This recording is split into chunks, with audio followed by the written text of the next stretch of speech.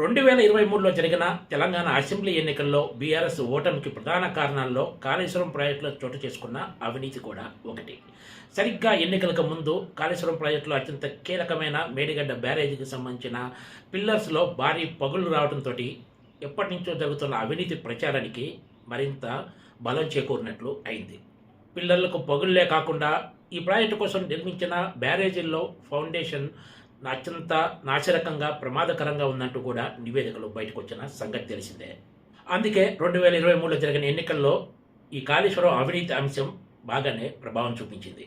2023 Telangana assembly ఎన్నికల్లో బీఆర్ఎస్ను దెబ్బకొట్టిన కాళేశ్వరం అంశమే రాబోయే ఎన్నికల్లో కాంగ్రెస్ ప్రభుత్వం కూడా ముంచబోతుందా అంటే అవుననే సమాధానం వస్తుంది. దీనికి ప్రధాన కారణం తెలంగాణలోని రేవంత్ రెడ్డి సర్కార్ తీసుకుంటున్న నిర్ణయాలే అని చెప్పొచ్చు. ఎందుకంటే ముఖ్యమంత్రి రేవంత్ రెడ్డి కాళేశ్వరం ప్రాజెక్టులో చోటు చేసుకున్న అవినీతికి సంబంధించి వ్యవహరిస్తున్న తీరే ఎన్నో అనుమానాలకు కారణమవుతోంది. మెగా ఇంజనీరింగ్ కంపెనీ, ఆ కంపెనీ అధినేత మెగా కృష్ణారెడ్డి తెలంగాణ రాష్ట్రాన్ని అప్పటి సీఎం కేసీఆర్తో కలిసి ఈస్ట్ ఇండియా కంపెనీలా దోచుకుంటుందంటూ అప్పట్లో రేవంత్ రెడ్డి సంచలన ఆరోపణలు చేశారు. కాళేశ్వరం ప్రాజెక్టు విషయంలో అప్పటి సీఎం కేసీఆర్తో పాటు మెగా ఇంజనీరింగ్ భారీ ఎత్తున అవినీతికి పాల్పడుతున్నట్లు రేవంత్ రెడ్డి ఎన్నోసార్లు బహిరంగంగా చెప్పారు కూడా. సీన్ కట్ చేస్తే అధికారంలోకి వచ్చిన తర్వాత సీఎం రేవంత్ రెడ్డి కాళేశ్వరం ప్రాజెక్టుకు సంబంధించి ఏర్పాటు చేసిన జస్టిస్ పీసీ ఘోష్ కమిషన్ విచారణ పరిధి నుంచి ఈస్ట్ ఇండియా కంపెనీ లాగా తెలంగాణని దోచుకుంటుందని ఆరోపించిన మెగా ఇంజనీరింగ్ కంపెనీ కాంపోనెంట్స్ అన్నింటినీ తొలగించారు. దీంతోనే సీఎం రేవంత్ రెడ్డి కాంగ్రెస్ సర్కార్ ప్లాన్ ఏంటో స్పష్టంగా అర్థమైందనే వ్యాఖ్యలు అప్పట్లోనే వినిపించాయి. ఇక్కడ మరో కీలక విషయం ఏమిటంటే ఈ విచారణ కమిషన్ అధిపతిగా నియమించిన జస్టిస్ పీసీ ఘోష్ సుప్రీంకోర్టు న్యాయమూర్తిగా పనిచేశారు. వాళ్ళు హైకోర్టులో జడ్జిగా, ఆ తర్వాత ఆంధ్రప్రదేశ్ హైకోర్టు చీఫ్ జస్టిస్గా కూడా పనిచేశారు.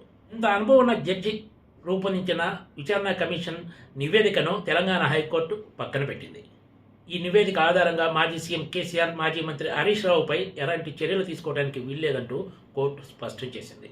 ఇందుకు కోర్టు చెప్పిన ప్రధాన కారణం సెక్షన్ 8B కింద ఆరోపణలు ఎదుర్కొంటున్న నేతలకు తమ వాదనలు వినిపించే అవకాశం ఏమాత్రం కల్పించకపోవడమే అంటూ కూడా కోర్టు స్పష్టం చేసింది. సుప్రీంకోర్టు జడ్జిగా, హైకోర్టు చీఫ్ జస్టిస్గా పనిచేసిన పీసీ ఘోష్ లాంటి న్యాయ కోవిదుడికు ఇంత సింపుల్ కీలక విషయం తెలియకుండా ఉంటుందా అంటే అందుకు ఏమాత్రం ఛాన్స్ లేదనే చెప్పొచ్చు. ఇదంతా చూస్తుంటే అంతా ఒక ప్లాన్ ప్రకారమే జరిగినట్లు కనిపిస్తుందని కొంతమంది సీనియర్ ఐఏఎస్ అధికారులు కూడా అభిప్రాయపడుతున్నారు. రేవంత్ రెడ్డి సర్కార్ ఎంతసేపు కాళేశ్వరం ప్రాజెక్టుకు సంబంధించి రాజకీయ కోణంలో లబ్ధి పొందాలని చూస్తుందే తప్ప కాళేశ్వరం ప్రాజెక్టు అవినీతి విషయంలో ఎక్కడ సీరియస్గా వ్యవహరిస్తున్న దాఖలాలు లేవనే అనుమానాలు వ్యక్తమవుతున్నాయి. ఇందుకు ప్రధాన కారణం మొత్తం విచారణ పరిధి నుంచి మెగా ఇంజనీరింగ్ కంపెనీని తప్పించడం ఒక్కటి చాలంటూ ఒక సీనియర్ ఐఏఎస్ అధికారి వ్యాఖ్యానించారు. వరుసగా చోటు చేసుకుంటున్న పరిణామాలన్నీ చూస్తుంటే వచ్చే ఎన్నికలో కాంగ్రెస్ సర్కార్ను ఈ కాళేశ్వరం ప్రాజెక్టు ముంచడం ఖాయంగా కనిపిస్తుందనే చర్చ కూడా సాగుతోంది.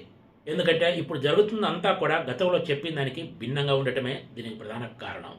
Telangana high court justice PC Ghosh నివేదిక ఆధారంగా ఎలాంటి చర్యలు తీసుకోవడానికి వీల్లేదు అని చెప్పిన వెంటనే బీఆర్ఎస్ కాంగ్రెస్ సర్కార్పై ఎదురుదాడికి దిగింది. ఇందులో అసలు స్కామే లేదు, ఇదంతా కూడా కాంగ్రెస్ కుట్ర అంటూ ఆరోపిస్తోంది.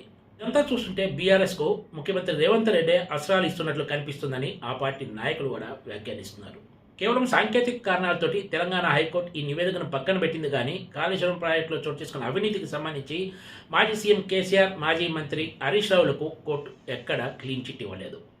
అయినా సరే బీఆర్ఎస్ సాంకేతిక కారణాలతోటి తెలంగాణ హైకోర్టు ఈ నివేదికను పక్కన పెట్టడంతో దాన్ని వాడుకుంటూ కాంగ్రెస్ సర్కార్పై ఎదురుదాడికి దిగుతోంది.